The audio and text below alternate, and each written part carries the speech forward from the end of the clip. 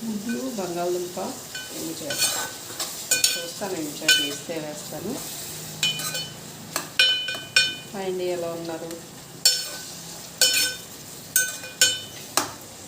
కొద్దిగా ఖాళీ ఉండట్లేదు, అందుకోసమే వీడియోస్ పెట్టట్లేదు. దాని మీద ఏంటంటే ఎక్కువ లైక్స్ రావట్లేదు, వ్యూస్ కూడా చాలా తక్కువ వస్తున్నాయి.